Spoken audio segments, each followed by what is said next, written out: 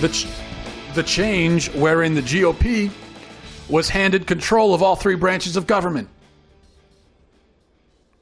But it turns out that wasn't much of a change at all, was it? Think about it. If Democrats were in power since January, Obamacare would still be intact. Construction on a wall would not yet have begun and would never begin. The government would be wasting billions of dollars, and Planned Parenthood would be leeching millions off of hardworking taxpayers.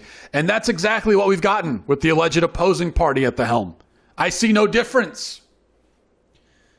Let's imagine something for a moment. I want you to imagine this. Imagine that a competent Republican Party, and I know this is a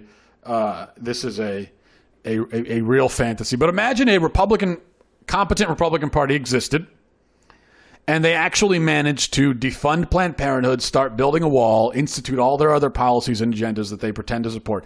Now imagine that Democrats wrestled control back from them.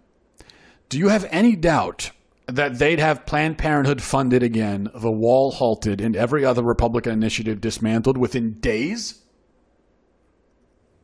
Now, as it happens, they need not go through this kind of process when they're in charge because the Republican Party has never managed to construct the kind of government it says it wants. So I ask again, why do they exist? Now, not to continue, going back to this small little issue, but conservative voters are outraged by different aspects of this betrayal to varying degrees. But for me, the continued funding of Planned Parenthood is the most egregious and traitorous part of the whole thing. Call me crazy, but I have a rather serious problem with the conservative, quote-unquote, party deciding to fund the murder of children. To hell with their excuses. Because the blood is on their hands now. They control the entire government. Yet they still can't manage to so much as end the corporate welfare payments to baby killers. They can't even do that.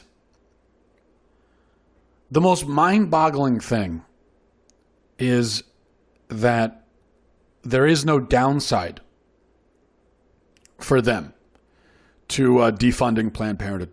So it's not even like we're asking them to do something that would require a lot of courage, a lot of fortitude. If the unquestionable moral imperative is not enough to convince them, then what about the fact that only radical feminists feel deeply offended at the notion that the richest and most profitable abortuary in the country has to financially fend for itself? Only radical feminists feel very strongly about that. And I don't even care what the surveys say, because you might look at, depending what poll you're looking at, it'll tell you that a majority of Americans think that we should fund Planned Parenthood. But a majority of that majority doesn't even know that Planned Parenthood performs abortions because they're utterly oblivious to everything. So they don't even know. When they say they're in favor of it, they don't have any idea what they're talking about. And they don't really care that much.